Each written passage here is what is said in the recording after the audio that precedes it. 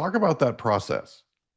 So it's funny how this book came about, and I have the book right here. It's called Yeah. Perfectly Normal, an immigrant story of making it in America. Mhm. So the book came about because after I started coaching, I realized that I need people, and I'm in a people business. Mhm. I am in a people business, but I don't have the people.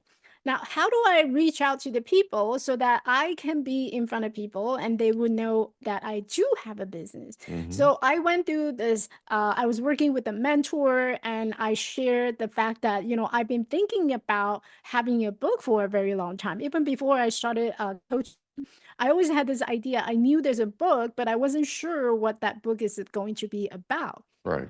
And so when I started my coaching business journey, I realized that that book could be something about the journey of how I was struggling with this mindset issues, Mhm. negative self-talk, lack of confidence, body shaming, and how I was able to work through that mindset.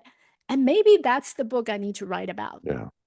And so I started to work on the book. I started to jot down some idea, and I realized that my own story of where I was born, all the way to how I was able to overcome this mindset issues that I was struggling with.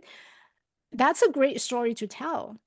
And I know for a fact that there's a lot of us who's, thinking that we're not good enough, we're not Mhm. tall enough, we're not pretty enough, we're not handsome enough, we don't have the six pack. There's a lot of us going through that journey of that negative self talk.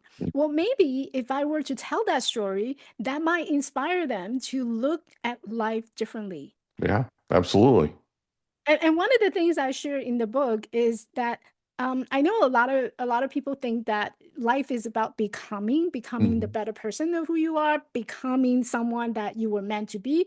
But to me, it's more about unbecoming. Mhm.